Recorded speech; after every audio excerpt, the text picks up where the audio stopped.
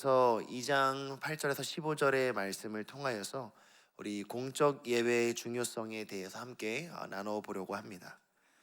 오늘의 성경의 말씀은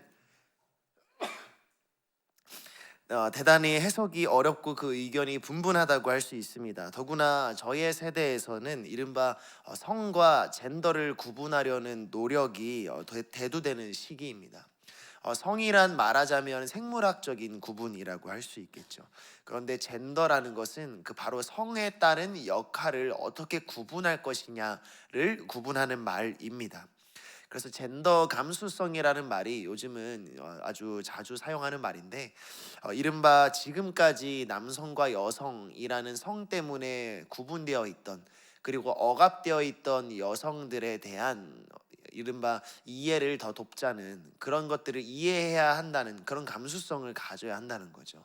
생태적 감수성이라고 한다면 우리가 그동안 먹었던 동물이나 식물에 대해서 유기농이나 또 동물 복지 음식을 먹어야 한다는 감수성을 가지는 것처럼, 젠더 감수성이란 그동안 캐캐 묵었던 성 역할에 대한 갈등을 이제는 풀어서 꼭 여자는 이것을 해야 하고 꼭 남자는 이것을 해야 하나, 꼭 남자는 파란색을 좋아하고 여자는 핑크를 좋아해야 하나, 이런 것들에 대해서 의문을 가지고 과연 정말로 올바른 성 역할이라는 것은 무엇인가라는 것을 이해해야 한다는 게 젠더 감수성이라고 할 수 있습니다. 그런데 이제 이런 젠더 감수성은 단순히 하나의 사상에 지나지 않습니다.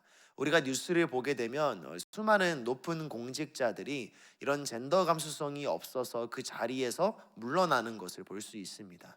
말 한마디를 잘못해서, 물론 그 말 한마디를 잘못했다는 것은 그 사람이 가지고 있는 사상 가운데 여전히 예전에 갖고 있던 성 역할에 대한 이해를 가지고 있다는 것을 알 수 있죠. 그래서 말 한마디가 성희롱이 되기도 하고 부적절한 말이 되기도 해서 여성을 비하하는 듯한 그런 뉘앙스를 풍겨서 공직 생활을 접게 되는 경우를 자주 보셨을 겁니다. 그러니까 이제 성과 젠더를 분리해서 보는 것은 남성과 여성의 역할을 명확하게 구분짓기보다는 오히려 동등한 존재로 보고 그 격차를 해소하는 이런 일들은 이 사회에 굉장히 중요한 이슈이자 문제라고 할 수 있습니다. 그런 사람들, 이른바 성적인 젠더 감수성을 아주 풍성하게 가지고 있는 사람들을 가장 괴롭게 하는 말씀이 바로 오늘 디모데전서 2장 말씀이라고 할 수 있습니다. 그리고 설교자들이 설교하기 가장 어려운 말씀도 이와 같은 말씀이 아닐까요? 왜냐하면 오늘의 말씀은 일면 보기에 여성들의 성적 역할을, 성 역할, 젠더 역할을 굉장히 제한하고 있는 것처럼 보이기 때문입니다. 성경에 나오는 여자는 잠잠하라 라는 말과 동일하게 오늘 말씀에서는 여자는 조용히 하라 라는 말들이 나오는 것들을 통해서 요즘 말하자면 젊은 세대 사람들은 이 말씀을 보고 성경은 구시대적이다, 성경은 시대착오적이다, 성경의 이 부분 때문에 성경이 고대의 유물이라고 생각하고 있다는 것입니다. 성경에는 수많은 진리의 말씀들이 있고 그 안에 받을 만한 구원에 이르는 역사가 있음에도 불구하고 이런 몇몇의 구절들은 아마 성경이 아닐 것이다, 하나님의 말씀이 아닐 것이다, 후대에 삽입될 것이다 라고 해서 성경 전체를 오도하게 되는 것이죠. 그래서 이런 구시대적인 말씀을 가지고 있는 이 성경, 과연 우리가 성경을 하나님의 말씀이라고 생각하는 자들도 이런 부분들을 읽다 보면 정말로 성경 이게 맞는 걸까? 이 교회에서 여성들은 조용히 해야 하는 걸까? 라고 생각하게 되는 것이죠. 생각해보면 교회에, 지금 이 한국 교회에 여자 성도님들이 더 많습니까? 남자 성도님들이 더 많습니까? 보면 정말 교회 활동을 열심히 하고 구제와 섬김과 나눔과 봉사에 참여하시는 분들은 여성 성도님들이 더 많은 것들을 볼 수 있습니다. 그럼 그분들이 다 조용히 하고 잠잠해야 한다면은 아마 교회는 제대로 흘러가지 않을 수도 있겠죠. 그래서 많은 사람들은 이 말씀을 읽으면서도 제대로 해석하려고 하지 않고 그저 문화적으로 해석해야 한다, 이 당시에는 그렇게 해석했을 것이다 라고 넘어가게 되기도 합니다. 오늘 우리가 이 말씀을 나눌 때에는 과연 이 말씀은 우리가 조금 등한시해도 되는 말씀인가, 아니면 지금 현대에도 우리가 받을 수 있는 충분한 해석적인 방법이 있는가를 통해서 한번 말씀을 나눠 보려고 합니다. 저는 수많은 주석과 해석, 많은 학자들의 의견을 통해서 오늘의 말씀은 어떻게 풀어야 할 것인가를 봤을 때 특별히 이 디모데전서가 공적 예배에 관해서 쓰여진 책이라는 것을 염두에 둬야 된다고 생각합니다. 무슨 말이냐 하면 예배란 하나님께 드리는 행위, 경배의 행위인 것이죠. 그런데 예배에는 여러 가지 형태가 있습니다. 쉽게 구분하자면 세 가지 정도를 구분할 수 있는데, 첫째는 삶의 예배라고 할 수 있습니다. 우리가 눈을 떠서 살아가는 모든 순간 나의 몸을 거룩한 산 제사로 하나님께 드리는 순간순간마다 우리는 삶의 예배로서 하나님 앞에 예배자로 살아가게 되는 것이죠. 두 번째는 소그룹 예배라고 할 수 있겠습니다. 우리가 335 모여 다락방에서 모여서 밥을 먹고 날마다 떡을 떼며 초대교회 사람들이 모여주었던 가정마다 모여서 드리는 예배, 가정 예배, 이런 것들이 소그룹 예배라고 할 수 있습니다. 세 번째는 무엇일까요? 바로 공적 예배입니다. 우리가 주일에 모여서 함께 거룩한 성회로 모이는 이런 예배들은 이미 성경에서부터 하나님 앞에서 거룩한 주의 백성들이라면, 하나님을 경외하는 자들이라면 지켜야 하는 예배의 형태였던 것이죠. 이 세 가지 예배는 어느 것이 중요하거나 어느 것이 덜 중요한 것이 아닙니다. 이 세 가지 예배는 성도의 삶이라면 늘 함께 있어야 하는 가장 중요한 예배인 것이죠. 그러나 이 세 가지 예배 중에 가장 주의해야 하는 예배가 있다면 단연코 공적 예배일 것입니다. 삶의 예배란 주어진 형식은 없고, 소그룹 예배는 비교적 자유로우며 사랑하는 사람들과 함께 드리는 예배라면, 공적 예배만큼은 레위기나 신명기나 많은 구약 성경이 기록하고 있는 것처럼 정확한 형식과 형태로 드리지 않으면 안 되는 예배입니다. 왜냐하면 공적인 예배 안의 형식과 형태는 하나님을 올바로 예배하는 방식, 하나님을 올바로 예배하는 중요한 길이 들어있기 때문입니다. 우리 장로교 합동 측에도 예배 모범이라는 것이 있습니다. 이른바 우리가 주일에 예배를 드릴 때 찬송을 하고 헌금을 하고 대표 기도를 하고 설교 후에 찬송을 하고 축도로 마치는 예배 형태를 가지고 있는데, 이런 것들은 모두 예배 모범에 따라 지정되고 제정된 것입니다. 쉽게 우리 인터넷 홈페이지에 들어가서 저희 장로교 총회 홈페이지에 들어가면 저희 예배 모범을 볼 수 있습니다.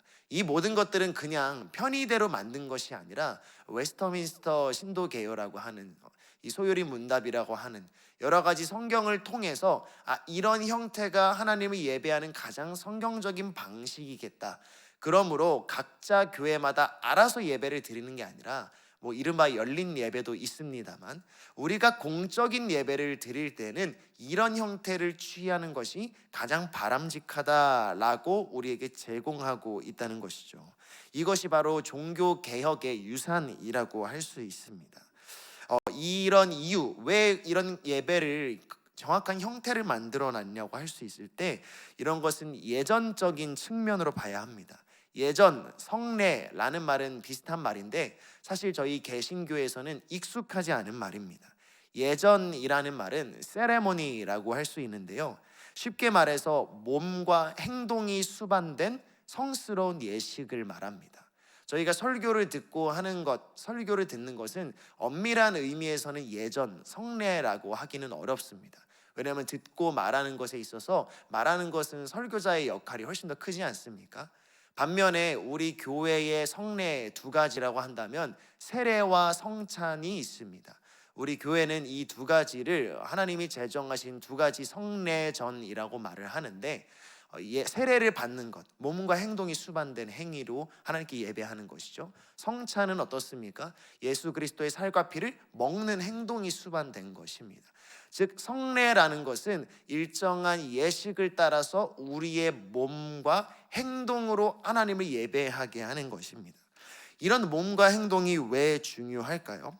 왜냐하면은 우리는 머리로 무언가를 알기만 하면 우리가 스스로 변한다고 생각하지만, 사실 인간은 그렇지 않습니다.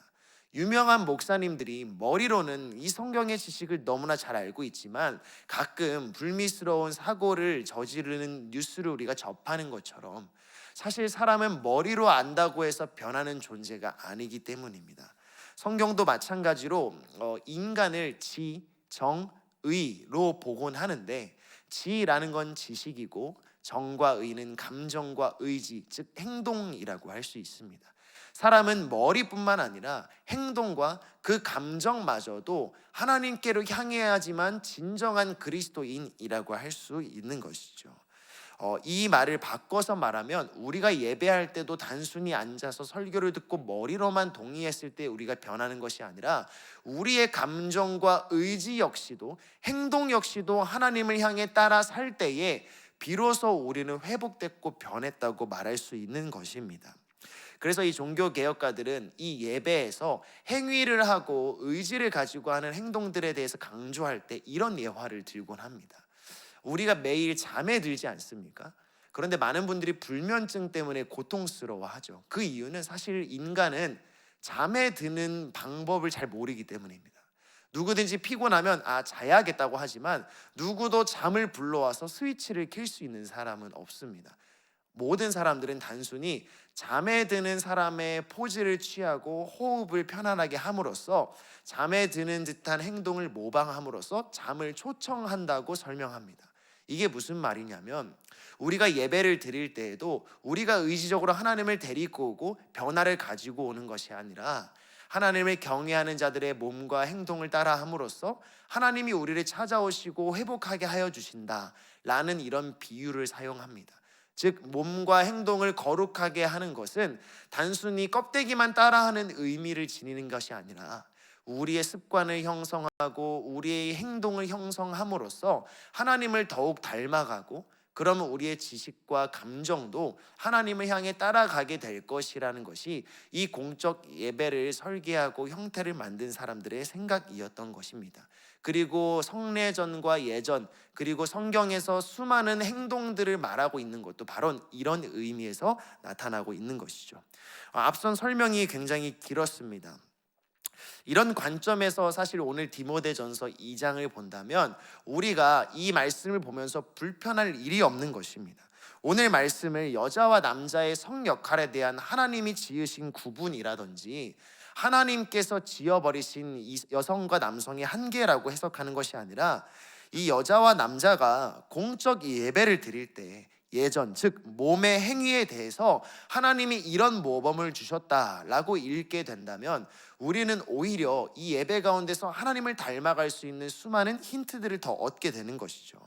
먼저 오늘 본문 8절을 보니까 이런 일에 입각해서 남자의 공적 기도에 대해서 말하고 있습니다. 거룩한 손을 들어서 기도하라. 이 말씀을 이 권고를 이 디모데 전서를 통해서 사람들이 들었을 때 이 사람들은 시편 24편을 떠올렸을 것이라는 것이 학자들의 의견입니다. 왜냐하면 이분들은 이 시편에 대해서 잘 알고 있지 않습니까? 시편 24편에는 어떤 말이 나오냐면 여호와의 산에 오를 자 거룩한 곳에 설 자는 손이 깨끗하며 마음이 청결한 자라고 말을 합니다. 즉 손이 깨끗한 자라는 것은 마음이 깨끗한 자와 동일한 동의어입니다. 마음이 깨끗하면 그냥 깨끗하면 되는데 이 시편에서도 마치 손을 들어 기도하는 사람, 손을 드는 사람의 행동과 마음이 깨끗한 사람을 동일하게 보고 있는 것이죠. 거룩한 행동과 거룩한 마음을 동일하게 보고 있습니다. 그래서 이 성경에서 손을 편 행동은 공적 예배에서 기도할 때 무조건 손을 펴야 한다는 뜻이 아니라 공적 예배에서 대표로 기도하고 기도하는 사람들은 손을 펴서 사람들 앞에 나타날 수 있을 만큼 자신의 마음이 청결한지, 자신에게 사랑이 있는지, 자신에게 평화가 있는지, 자기가 손을 들 뿐 아니라 손을 들 만큼 정말 거룩한 삶을 살고 있는지를 살펴 돌아봐야 한다는 의미로 해석할 수 있습니다. 그러니 남자는 무릎 꿇으면 안 되고 손을 들고 기도해야 해 이런 의미로 받아들이는 것이 아니라 무릎을 꿇든지 앉아서 기도하든지 손을 들어서 기도하든지 이 공적 예배에서 남자들이 대표로 기도하거나 앞서 기도할 때에는 늘 자신의 마음이 정말 하나님 앞에서 거룩하고 깨끗하고 성결한지를 돌아보고 기도해야 한다는 강력한 권고의 말씀이라고 할 수 있습니다. 그러니 오늘 말씀을 통해 이 대표 기도에 앞서 정말 자신의 기도가 인사치레가 아닌지 거룩한 마음과 청결한 심령인지 우리는 8절을 통해서 돌아볼 수 있습니다. 9절 10절에서 여자들의 장식에 대해서 말하고 있습니다. 많은 사람들은 왜 성경이 여자들의 복장에 대해서 금지령을 내리느냐 하고 분개하곤 하지만 사실 이 말씀은 금지에 대한 말씀이 아닙니다. 요한계시록에는 신부가 신랑을 위해 단장한 것 같이 단장하라라는 말씀도 있습니다. 그 말은 우리가 화려하게 치장하거나 귀걸이를 하거나 새 옷을 사 입는 것 자체가 공적 예배에 어울리지 않는다라는 억압하는 말이 아닙니다. 오히려 우리는 주님을 보러 갈 때 신부가 신랑을 보러 가는 그런 설레는 마음으로 우리의 몸과 마음과 의복을 깨끗하게 해야 할 필요도 있는 것이죠. 전도서에 봤을 때도 우리의 의복을 희게 하고 우리의 머리에 기름을 바르라는 말씀도 있습니다. 그러니 오늘 이 9절 10절 말씀은 그저 우리가 조금 소박해야 된다, 소탈해야 한다라는 것을 말하는 것이 아니라 이 당시에 에베소 신전의 창기처럼 자신의 몸과 형태를 다른 신을 섬기는 사람들의 몸과 마음처럼 하지 말라는 권고의 말씀입니다. 우리가 살다 보면 옷을 입을 때 유행을 따라가기도 하고 옷을 입을 때 세상을 따라가고 쫓아가기도 하지만 여기서 이 디모데전서에서 말하는 것은 너의 몸과 행위는 늘 하나님을 닮아야 한다. 그러니 옆에 있는 에베소 신전 창기처럼 그 사람들의 의복과 장신구를 따라함으로써 마치 이 공적 예배가 누구에게 드리는 것인지 다른 사람들에게 손가락질 받는 듯한 그런 일을 하지 말라는 것이죠. 그러니 이 말씀을 통해서 우리는 공적 예배를 드릴 때 과연 오늘의 나의 옷이, 나의 행동이, 모든 몸이 이 세상의 풍조에 따라가는 사람들과 닮아 있지는 않은가? 정말 이 공적 예배를 드릴 때 나는 하나님의 자녀로서 이 세상을 거스르는 자로서 하늘에 속한 자로서 하나님께 속해 있는지를 살펴보아야 한다는 말씀으로 받을 수 있을 것입니다. 마지막으로 11절과 15절 말씀은 성경적 질서에 관한 것입니다.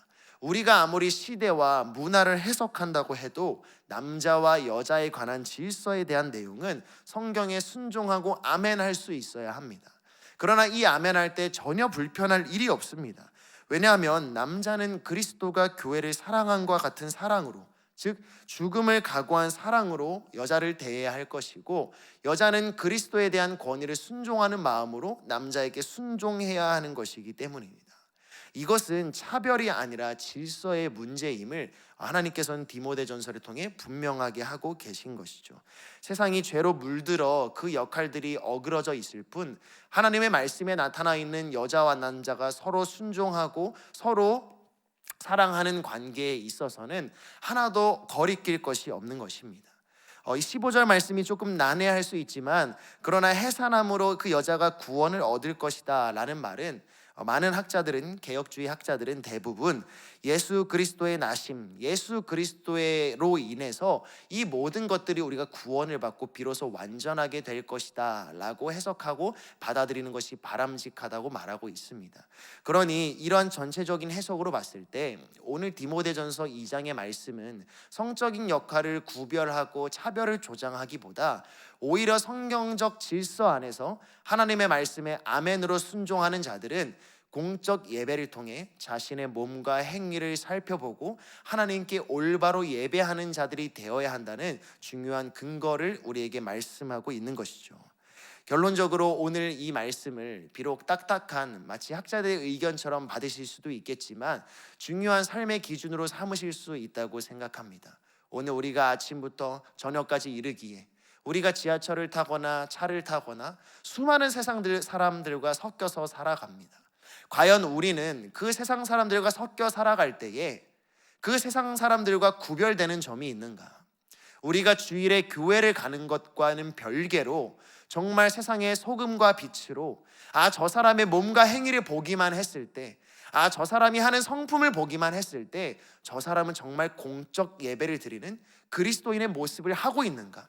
우리는 마음과 머리뿐만 아니라 우리의 행동과 행위로서도 구별되게 하나님을 예배하고 있는가를 돌아본다면 우리 행동 중엔 고쳐야 할 것이 정말로 많을 것입니다. 오늘 이 새벽기도 이 디모데전서 2장을 가지고 우리 같이 기도할 때에는 주님, 우리의 마음과 우리의 지식뿐만 아니라 우리의 행위 역시도 우리의 몸 역시도 주님을 닮아 주님을 따르게 하여 주시옵소서. 그리하여 세상 모든 사람들이 우리의 몸과 행위를 보고 하나님을 알고 하나님을 따를 수 있도록 인도하여 주시옵소서. 이런 기도 제목을 가지고 함께 기도하며 나아갔으면 좋겠습니다.